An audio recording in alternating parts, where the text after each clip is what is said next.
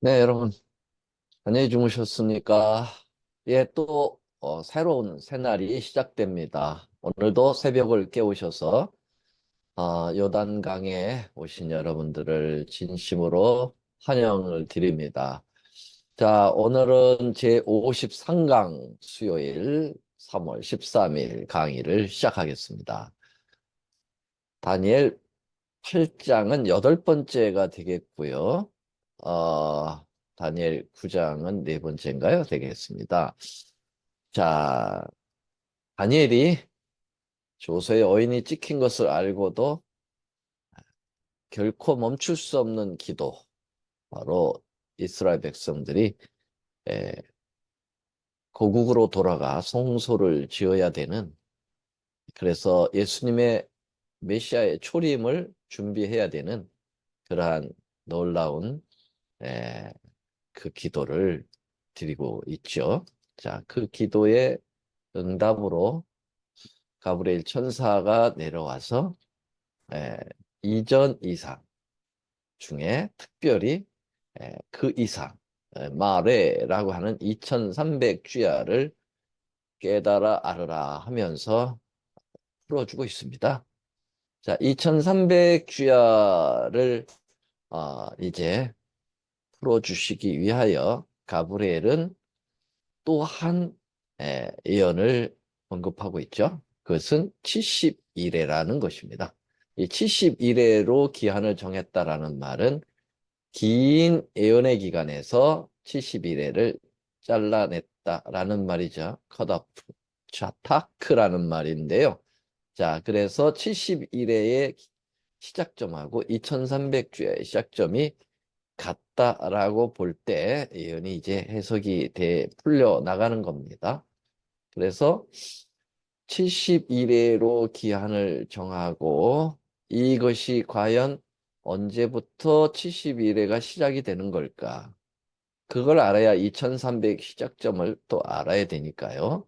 근데 우리 하나님의 놀라우신 은혜로 그 시작점에 힌트를 주셨어요. 25절에 보면 예루살렘을 중건하라는 영이 날 때부터다. 그래서 그것을 살펴보니까 세 번 내렸는데 세 번째 아닥사스다 왕 때 내렸던 주전 457년이 이 예언을 성취시키는 그러한 조서였다라고 말씀을 드렸고요. 그래서 457년은 잊어버려서는 안 될 연도다. 네. 그래서 457년 BC를 우리는 드디어 잡아냈습니다. 자, 그런데 71회를 또 예언을 하기 전에, 예언을 해석하기 전에 또 71회 안에 포함된 7일회와 62일회라고 하는 예언이 또 언급됐다는 얘기죠. 그래서 보니까 도합 69주입니다. 7 더하기 62에서 69주 곱하기 7을 하니까 얼마가 되느냐? 예, 457년에서 483년이 지나면 AD 27년이 되겠습니다. 이때 뭐가 일어날 것인가? 기름 부음 받은 자 왕이 일어나겠다.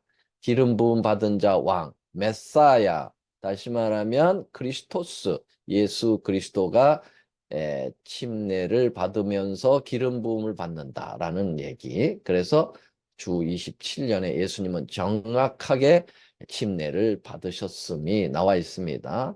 그래서 침례 받는 것과 기름 부음 받는 것과 어떤 상관 연관이 있는가? 누가복음 4장 18절에 보면 주의 성령이 내게 임했고 내게 기름을 부었다라는 말. 그것이 이제 메시아라는 말이고 그리스도라는 말입니다.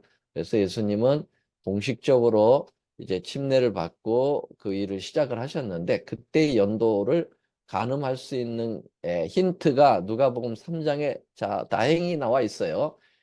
티베리오 가이사가 왕으로 있은 지 15년 됐을 때 예수님이 침례를 받으셨다는 거죠. 그래서 이 티베리우스 황제 15년을 연도로 계산해 보니까 AD 27년이었습니다.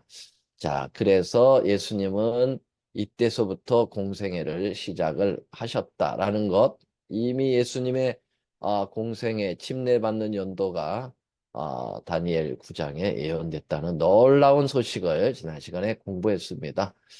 자, 그런데 9장 26절에 보니까 62일의 후에, 다시 말하면 69일의 후죠. 7일을 생략했으니까 62일의 후에 기름 부음 받은 자가 끊어져 없어질 것이다. 자, 기름 부음 받은 자 메시아이신 예수님이 끊어져 없을 것이다 라는 말은 십자가에 달려 돌아가신다는 얘기죠. 그래서 침례 받으신 후 예수님은 십자가에 달려 돌아가실 것을 9장 26절은 예언했습니다. 자, 그러면 얼마 후에 돌아가실 것이냐? 침례 받으신 후에. 그것도 나와 있어요. 네, 다니엘 9장 27절. 그 다음 절에 보니까 그가 장차 많은 사람으로 더불어 한 이레 동안 언약을 굳게 정하겠다. 그가 누굽니까? 바로 기름 부음 받은 자 왕 예수님이죠. 그가 많은 사람들, 장차 많은 사람들, 다시 말하면 온 인류와 언약을 굳게 정하는 일이 있겠다. 그 언약이 뭐죠? 내가 너를 위해서 죽어 구원을 이루겠다고 하는 그 약속. 창세기 3장 15절서부터 계속되는 그 약속, 그 약속을 정하는 그 일이 드디어 이루어지는 일이 바로 이 62일의 후에 있을 거라는 거예요. 그러면 정확한 시간을 얘기했습니다. 뭐라 그랬어요? 한 일해 동안의 언약을 정했는데 그 일의 절반에 그랬습니다. 여러분 여기 보면은 한일에 죄송합니다. 여기 한일에 69일에죠. 7주 62주 더하면 69일에. 그러니까 71회에서 한일에가 지금 빠져 있습니다. 요 한일에. 여기까지는 71회죠. 34년까지는. 근데 여기 69일에서 71회니까 한일에가 빠진 요 한일에 사이에 이러한 놀라운 십자가의 예고가 있었던 겁니다. 그러면 요 한일의 사이 언제냐? 한일의 절반이라고 그랬어요. 한일의 절반. 요 절반에 예수께서 십자가에 돌아가신다는 거예요. 네. 제사와 예물이 그친다라는 말은 성소 기능이 끝난다. 왜? 성소에 그 표상되었던 실체께서 오셔서 돌아가시니까 이제 그림자로서의 성소의 기능은 이제 더 이상 하지 않아도 된다라는 말이죠. 그래서 예수님이 돌아가실 때 성소의 휘장이 위로부터 찢어졌다라는 것. 와, 놀랍게도 예수님 십자가에 달려 돌아가시는 연도가 예언되었다는 사실이죠. 자, 그 다음 보세요. 62 후에 기름 부은 자가 끊어지고 난 다음에 장차 한 왕이 백성이 와서 그 성읍과 성소를 회파하겠다. 예수님 십자가 이후에 이 한 왕이 왔는데 성을 무너뜨리는 거예요. 성전을 회파하는 겁니다. 그게 뭡니까? AD 70년에 있었던 타이터스 장군에 의해서 예루살렘을 멸망시키는 그러한 역사가 또 예언됐다는 거죠. 네. 그래서 예수님이 돌아가신 AD 31년 이후 AD 70년에 예루살렘 멸망이 예언됐는데 정확하게 그 일이 성취되었습니다. 그래서 여기 예수님이 31년 돌아가셨는데 여기 주후 70년 바로 요때 예루살렘 멸망이 있을 것을 다니엘 9장 26절에서 예언했습니다. 자, 그러면 70일의 이제 끝을 정리해야 되겠죠? 네. 자, 주후 34년에 뭐가 끝나는가? 70일의 끝에 뭐가 끝나죠? 이스라엘, 육정인 이스라엘과 언약 기간이 끝나는 거예요. 계속 반역과 거절과 우상숭배와 하나님을 그렇게 속상하게 만든 에, 육족 이스라엘 백성들 하나님께서 기회를 줬어요.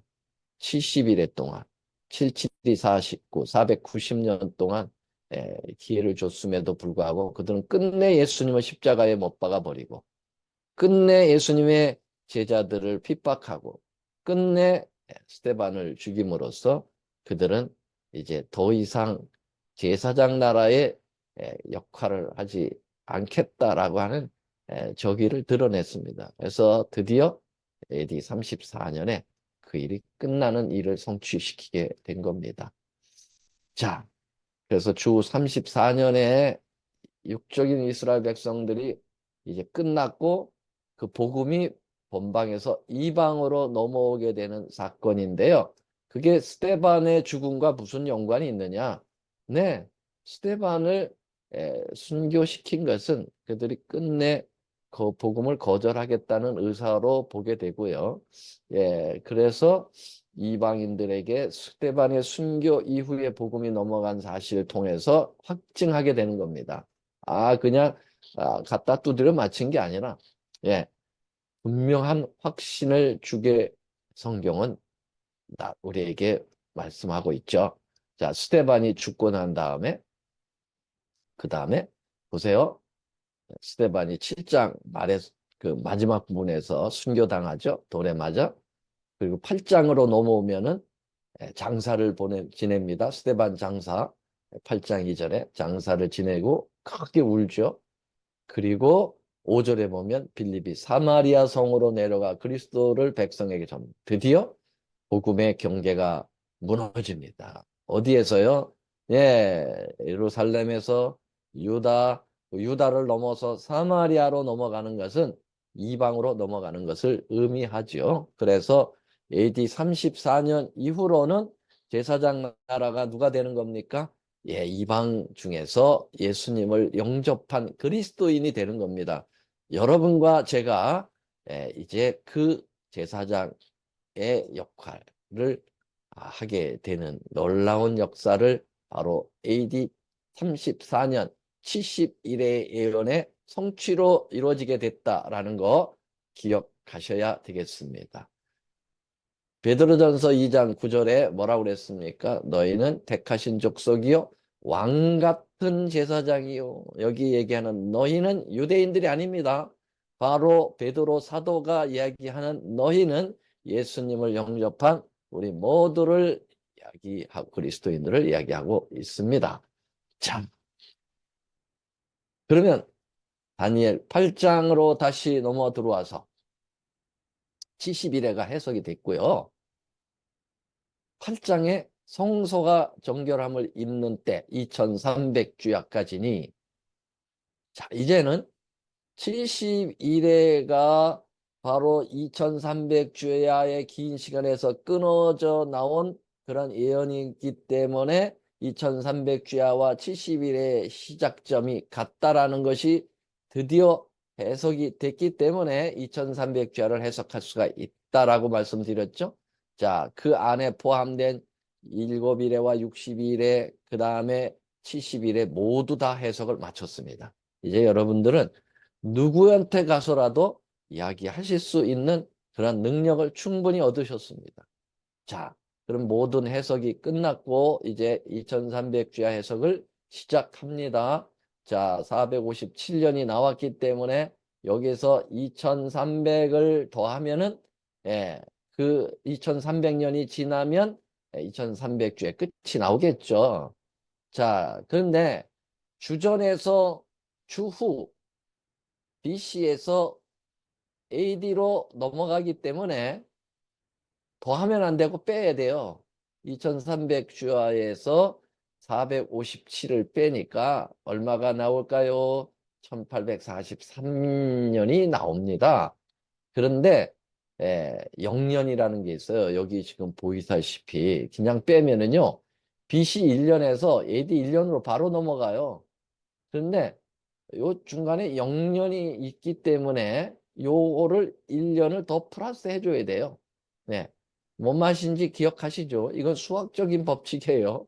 예, 이걸 그대로 빼면은 이게 없어지기 때문에 여기서 0년에 해당되는 요 1년을 더 플러스 해줘야 됩니다. 그래서 주후 1844년이 공이 2300주야가 마치는 해가 되는 거예요. 연도가 되는 겁니다. 요거 꼭 기억해 두세요. 요 영년이 있다는 거. 요거 해석이 안 돼가지고 윌리엄 밀러 재림운동에 그 참여했던 사람들이 매우 혼란을 일으켰고 첫 실망을 이렇게 여기서 가져왔던 것이 그 이유 때문입니다. 나중에 좀 설명을 다시 드리기로 하죠. 자, 그래서 여러분 이렇게 한눈에 보이도록 도표를 만들었습니다. 여러분들 잘 보세요. 457년에서 AD 34년까지는 유대인의 언약 기간입니다. 설명드렸죠? 그 다음에 재림 전에 1844라고 하는 2300주야를 왜 정해놔야 되는가? 아주 중요한 문제가 있기 때문입니다. AD 34년에서 1844년까지는 예수님이 하늘로 승천하셔서 하늘 성소 첫째 칸 봉사를 하셨다는 것이에요. 여기 이제 그리스도인들로 우리 이방 사람들이 그리스도인이 되면서 제사장 역할을 하게 된다는 거죠. 자, 근데 성소에는 두째 칸 성소가 있어요. 예, 첫째 칸이 있고 둘째 칸. 이건 조금 이따 이제 성소를 또 말씀드리면서 해석을 해드릴 건데요. 일단 여러분 보세요. 1844년 2300주야를 기산으로 해가지고 그걸 기준으로 해서 그 이후의 시대는 하늘 지성소 성소 정결 시대라고 볼 수가 있어요. 왜냐하면 2300주야까지는 성소가 정결함을 입으리라 라고 말했기 때문에 요 재림서부터 1844년서부터 재림 때까지 예수님 재림 때까지 바로 하늘 지성소 성결 사업이 지금 벌어지고 있다라고 보게 되는 겁니다. 이게 남은 교회죠. 이제 일반 교회들이 이걸 기다리지 못해요. 남은 교회, 렘넌트 처치. 바로 이 남은 교회들이 여기를 준비시키고 있는데요. 여기에 또 참여하고 있는데요. 자, 요 부분을 공부를 제대로 해야 합니다. 자, 2300주 입구신 1844년에 성소가 정결하여진다는 의미가 무엇인가? 요게 중요합니다. 요거를 알아야 돼요. 자, 그래서 성소의 정결을 이렇게 볼 수가 있겠습니다. 성소 정결은 어디에서 나오냐면 레위기 16장에 나옵니다. 그래서 2300주야를 해석하시려면요. 구약의 레위기의 그리고 다니엘서의 8장과 9장을 연결하고 그 다음에 조금 있으면 이제 히브리서를 연구해야 돼요. 히브리서와 그래서 이렇게 종합적인 구약과 신약을 넘나들면서 이 모든 것을 해결해야만 그 답이 나오는 거예요. 대단한 것입니다. 예. 이 빛은 아무에게 주어지질 않았어요. 이것은 정말 하나님께서 택하신 이 교회의 빛이 주어진 거예요. 아무도 이것을 해석을 다른 교파할 수가 없어요. 여러분, 자, 레위기서에 보면 7월 곧 그달 10일에 너희는 스스로 괴롭게 하고 아무 일도 하지 말되 이날에 너희를 위하여 속죄하여 너희로 정결케 하리니 너희 모든 죄에서 너희가 여호와 앞에 정결하리라. 정결이라는 말이 나오죠. 어디를? 성소를 정결하게 하라. 지성소를 위하여 속죄하며 회막과 단을 위하여 속죄하고 제사장들과 백성의 회중을 위하여 속죄할지니 이 속죄의 역할이 어토니먼트라고 하는 그러한 죄를 해결하는 이 부분이 유대 7대 절기 중에서 바로 이 대속죄일에 이루어지는 7월 10일 에 이루어진다는 겁니다. 자, 그러면 이 대속죄일에 이제 이루어지는 성소 정결을 이해하려면 성소를 이해해야 돼요. 성소를. 윌리엄 밀러라는 사람이 재림운동을 일으켜 놓고 착각을 가져왔던 게 이 성소를 몰라서 그래요. 이 성소를 알아야만 이 다니엘서가 풀어지고 계시록이 풀어져요. 그래서 이 성소 공부를 철저하게 해야 합니다. 자, 앞으로 성소 이야기를 좀 많이 하게 될 거기 때문에 성소를 모르시면 안 되죠. 성소는 한마디로 얘기하면 구원의 설계도예요. 이 성소를 통하여 예수님이 이 땅에 오셔서 우리를 구원하시는 모든 스케줄이 여기에 집약되어 있습니다. 그래서 저는 성소를 구원의 설계도다 그렇게 이야기를 합니다. 그리고 이 성소가 바로 믿음으로 말미암아 구원을 얻는다라고 하는 이 구원의 가장 이 구원론의 집약적으로 이 성소에 또 표현되어 있어요. 그래서 제대로 된 믿음으로 말미암는 의의 구원을 여러분들이 이해하시려면 꼭 성소를 이해해야 합니다. 이해해야 돼요. 왜냐하면 성소가 바로 예수님의 salvation story, 구원의 이야기가 여기 다 담겨 있기 때문에 그래요. 구원의 스케줄이 여기 다 담겨 있기 때문에 그렇습니다. 그래서 뭐 일단은 이 성서 자세히 공부하려면 한 달을 공부해야 돼요. 또 한 달 동안 계속 공부해야 되는데 다니엘 8장 14절에 2300조 성소 정교를 풀기 위해서만 일단은 간단하게 성소의 아웃라인만 잠깐 말씀을 드리고 넘어갑니다. 이 성소는 세 분야로 나눠지게 돼 있어요. 여기 여기 성막들이라는 거, 그 다음에 첫째 칸 성소라는 거, 그 다음에 지성소, 이렇게 세 부분으로 나눠져 있는데요. 이렇게 333으로 나눠져 있습니다. 예를 들면은 성부, 성자, 성령의 그런 삼위의 그런 수가 여기에 들어있다고 보면은 좋겠죠. 자, 여기에 번제단이 있고 성막들에 물두멍이 있고 양 잡는 거, 이렇게 세 기명이 있으면서 무엇을 의미하는가? 이 성막들에서 칭의가 이루어집니다. 믿음으로 말미암는 의의 첫 단계죠. justification. 의롭지도 못한 우리를 의롭다고 인정해주는 것입니다. 바로 믿음의 구원이 탄생하는 요 탄생 지점입니다. 여기가 바로 born place입니다. 여기서 탄생하는 거예요. 여기서 구원이 탄생하는 것입니다. 어디에요? 번제단이 뭘까요? 예수님의 십자가를 의미합니다. 왜냐하면 제물이 올려지는 거거든요. 예수님 화목 제물이기 때문에 여기 올려져서 이게 십자가를 의미하는 거예요. 그래서 죄인들이 제일 먼저 들어와서 만나야 되는 게 십자가를 만나야 되는 거예요. 그리고 물두멍은 침례를 의미합니다. 물이잖아요. 그래서 믿고 십자가를 믿고 침례를 받는 자는 구원을 얻으리라. 요게 마가복음 16장 16절에 나오는 말씀이 여기에 해결이 되는 거죠. 그래서 십자가를 믿고 바로 침례를 받아 구원을 이루는 첫 단계, 이게 바로 justification입니다. 네, 요 단계를 끝이면 끝나는 게 아니에요. 일반 개신교는 여기서 끝나. 대부분. 예. 믿습니다. 믿습니다 하고 구원 받았습니까? 구원 받았습니다 하고 끝나. 예. 그런데 사실은 왜 이게 있잖아요. 이게 없으면 여기를 왜 만들었겠어요? 예. 이 성막들 단계 그다음에 성소가 있어야 되잖아요. 성소는 성화입니다. 칭의를 경험한 사람은 성화가 되게 돼 있어요. 네. 성화는 뭘까요? sanctify, sanctification이라고 해서 성스러워지는 거예요. 거룩해져 가는 겁니다. 성장을 의미합니다. 성장. 여기서 탄생하고 아기가 태어나서 끝납니까? 자라야지. 여기 자라는 거야. 뭘 먹고 자라는가? 떡 먹고 자라죠. 먹어야 되고 숨 쉬어야 되고 운동해야 돼요. 이 떡상은 바로 하나님의 말씀을 상징하죠.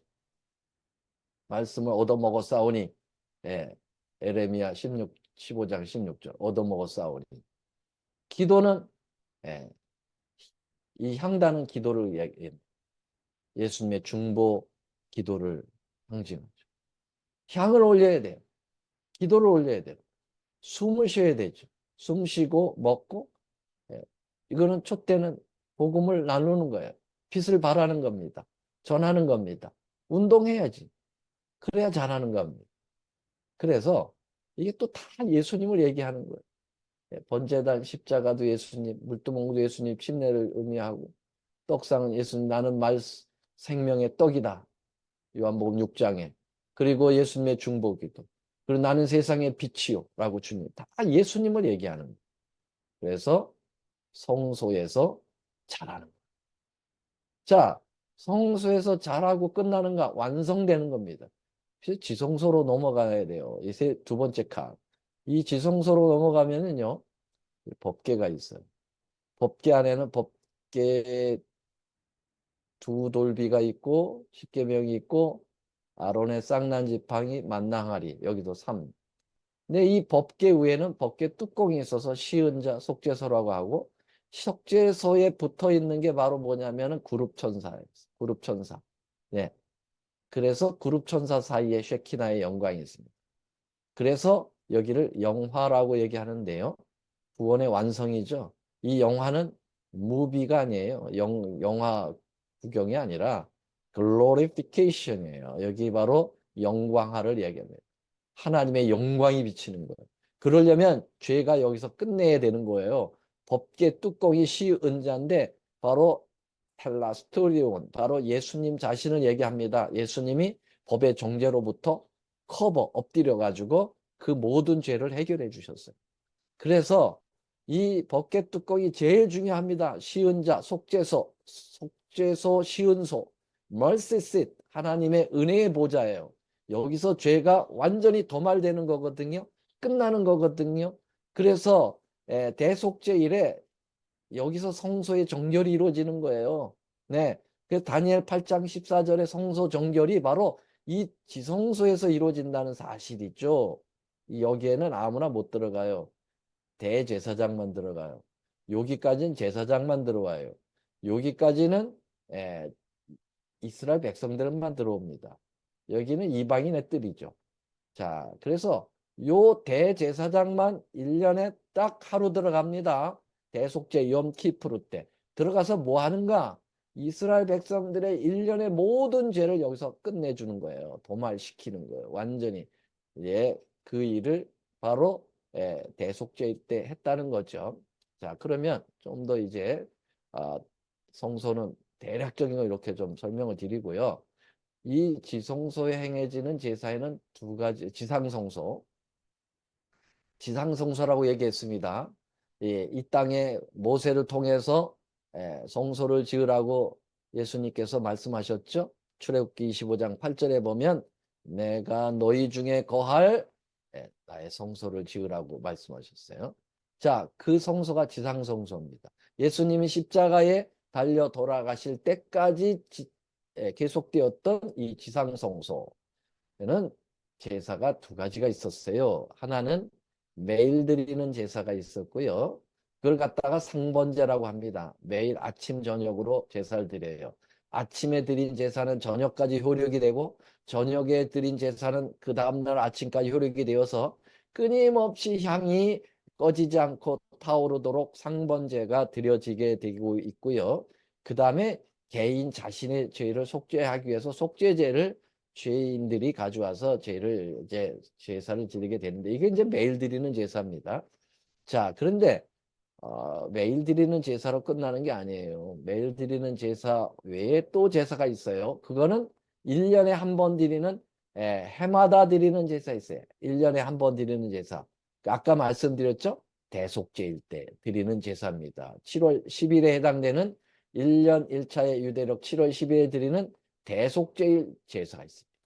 이 제사 굉장히 중요하죠. 이게 이 제사를 통하여 1년의 모든 죄가 도말되는 거예요. 그래서 우리가 아시는 대로 연말 기도주일이 대속죄일이라는 의미를 부과시키고 있는 거죠. 그래서 이렇게 나팔도 크게 불어서 대속죄일이 오고 있다는 것을 10일 전서부터 알립니다. 이게 바로 나팔절이죠.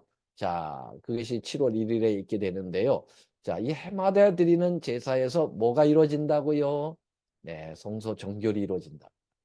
자, 이 성소 정결이 무슨 뜻인가? 요게 말이죠. 히브리어로 차타크라는 것입니다. 아까 기한을 정하다. 예, 그 단어하고 비슷하죠, 음역이. 근데 완전히 달라요. 차타크라는 말인데, 이 정결케 되다, 정결하다라는 말은, 이 차타크는, 능동태가 아니라 수동태입니다.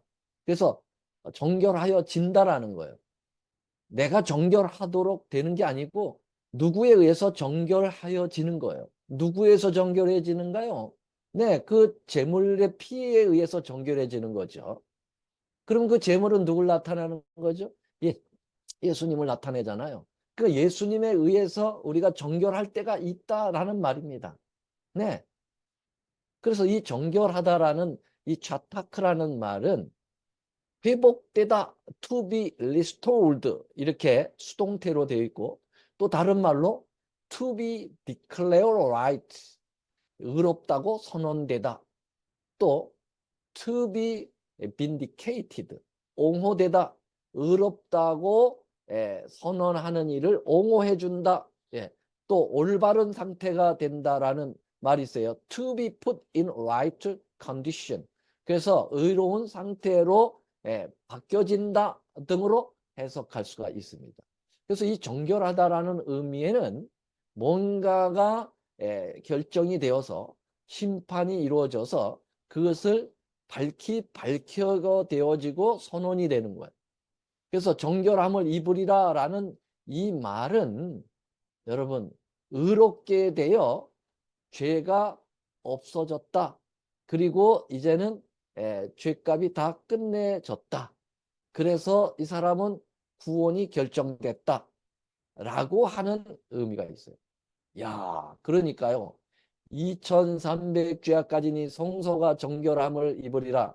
다시 말하면 2300주야 끝인 1844년서부터 지성소 정결 사업을 누가 한다는 거예요? 제사장이 한다는 거예요. 제사장이 하면서 어떻게 되는가요? 모든 예수님을 믿는 하나님을 믿는 사람들은 예수님의 피로 인하여 다 죄가 해결됐다라는 일들이 1844년서부터 이루어진다는 사실을 이야기하고 있어요. 다시 도표를 드리면 여러분들 생각을 정리할 수 있을 겁니다. 자, 457년에서 34년은 유대인의 위한 기간이었고요. 그 다음에 34년에서부터 1844년은 그리스도인의 기간이라고 그랬어요. 자, 그러나 1844년서부터 특별 기간으로 들어갑니다. 왜냐하면 예수님이 첫째 칸 봉사를 끝내고 두 번째 칸 봉사를 시작하기 때문에 그렇습니다. 왜냐하면 성소 정결은 첫째 칸에서 이루어지지 않아요. 첫째 칸에서는 상번제만 드려지는 거예요. 둘째 칸에서만 성소 정결 작업이 일어나기 때문에 예수님이 이 성소 봉사를 하기 위해서 첫째 칸에서 두 번째로 옮겨가는 일이 필요했다고 하는 사실. 그게 1844년이에요. 자, 그래서 남은 교회가 바로 이 일의 주역적인 그러한 대상이 된다라는 거. 요거를 조금 더 이렇게 볼까요? 자,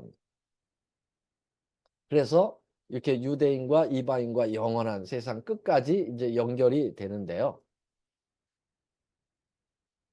조금만 하고 더 마치죠. 조금 더 하고 마치겠습니다. 자, 그가 장차 많은 사람으로 더불어 한 이래 동안 언약을 굳게 정하겠고 그 일의 절반의 제사 예물을 금지할 것이며 여기 바로 예수님의 십자가가 언급이 되고 있고 이 십자가에서 뭐가 이루어졌습니까? 예수님의 그 성소 기능이 끝났다고 그랬죠.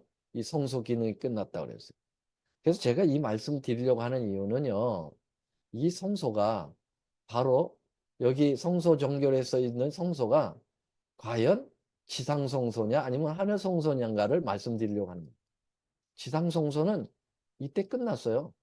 이때 십자가에서. 왜냐하면 예수님이 십자가 달려 돌아가실 때 휘장이 위로부터 아래까지 찢어졌잖아요. 성소 기능이 끝났다는 얘기를 하고 있는 거예요. 네. 그 각시대 대쟁2에 보면은 그 시간에 제사장이 어린 양을 이렇게 잡을 그 순간인데 그 칼이 놓쳐지면서 어린 양이 도망가 버려요. 다시 말하면 제물을 이제는 드릴 필요가 없다. 왜? 예수님이 실제인 예수님이 어린 양 대신 예수님이 우리 위해서 죽으셨기 때문에. 자, 그렇다고 하면은 지상성소가 아니에요. 2300주야까지 성소가 정결케 한다는 그 성소는 지상성소가 아닙니다. 1844년부터니까 여러분 31년, AD 31년에 끝났으니까 지상성소가 아니에요. 그러면 그 성소는 무슨 성소일까요? 하늘에 있는 성소죠. 하늘에 성소가 있나요? 뭐 있죠. 자, 여기 보세요. 그 지상성소는 하늘 성소의 모형이라고 돼 있어요. 출애굽기 25장 8절 9절에도 보면 내가 그들 중에 거할 성소를 그들을 시켜 나를 위하여 짓지만 막지면 안 돼요. 내게 보이는 대로 지어라. 장막의 식양과 그 기구의 식양, 이 패턴에 따라서 지으라는 거예요. 그 패턴은 뭐가 원본이냐 이거예요. 하늘에 있는 성소가 진짜이기 때문에 하늘에 있는 성소를 따라서 모형으로 지라는 거예요. 다시 말하면 모세가 지은 성소는요. 예, 아파트를 살 때 먼저 그 진짜 들어가야 될 아파트, 실제 아파트를 미리 보기 위하여 모형 지어진 모델하우스예요. 모델하우스. 모델하우스로 보면 됩니다. 모델하우스는 진짜 들어가서 살 집이 아니에요. 앞으로 들어갈 집을 미리 보여주는 거죠. 그런 것처럼 지상성소는 하늘성소의 것의 모형이다. 그 제가 말한 게 아니고요. 그래서 히브리서를 공부해야 됩니다. 자, 히브리서 보세요. 8장 5절. 저희가 섬기는 것은 하늘에 있는 것의 모형과 그림자라 그랬잖아요. 저희가 섬기는 게 뭐예요? 지상성소죠. 모세가 장막을 지으려 할 때 지시함을 얻은 것 같이 아까 읽었죠? 출애굽기에 나오는 말씀. 모세가 그 패턴에 따라서 지으라고 하는 지시를 받아들인 거예요. 그 패턴이 바로 뭐죠? 하늘에 있는 성소의 그 모형대로 지으라는 거예요. 그 수치대로 거기에 따라서 지으라는 것입니다. 자, 그래서 여기 보니까 우리가 이 소망에 있는 것은 영혼의 닷 같아서 튼튼하고 견고하여 휘장 안에 들어가나니 그랬어요. 이 휘장이 나옵니다. 여러분 휘장이라는 것은 바로 성소의 칸막이들이에요. 입구를 들어가는 문입니다. 예, 성소에서 지성소 들어가려면 휘장이 있잖아요. 그 휘장 안으로 들어간다는 겁니다. 누가요? 예수님 먼저 들어가셨어요. 6장 20절 그리로 앞서가신 예수께서 멜기세덱의 반차를 쫓아 영원한 대제사장이 되어 여러분 지성소에 누구밖에 못 들어간다 했습니까? 대제사장만 들어간다고 그랬어요. 근데 예수님이 대제사장으로서의 역할을 하시기 위하여 취임하신 거예요.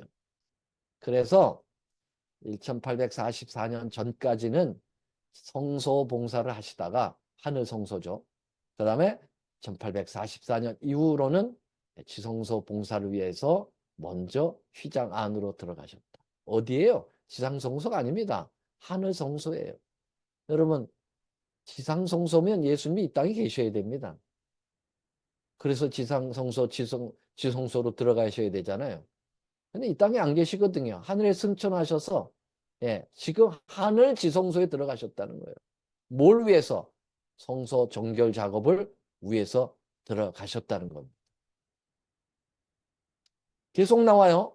히브리 9장 12, 12절. 그리스도께서 장래의 좋은 일의 대제사장으로 오사 손으로 짓지 아니한 곳 이 창조에 속하지 아니한 더 크고 온전한 장막으로 말미암아 여러분 지상성소가 아니죠. 하늘성소예요. 손으로 짓지 않았어. 모세의 손으로 짓지 않아요. 사람의 손으로 짓지 아니한 하나님이 지으신 성소 더 크고 온전한 퍼펙트한 장막이 하늘에 있다는 거예요.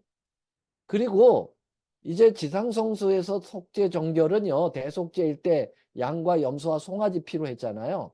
근데 이 1844년 이후 2300주 이후에는 이제 양과 염소 송아지 피로 하지 않아요. 예수님께서 흘리신 자기 피를 가지고 단번에 성소에 들어가셨다. 요 성소가 바로 헤븐리 생츄얼입니다. 하늘 성소입니다. 요 하늘 성소를 모르니까 여러분 이 하늘 성소를 이야기하는 이 교회를 향하여 자꾸 이단이라고 이야기하는 거예요. 무식한 태도죠. 이 오묘한 것을 모르니까 말이죠.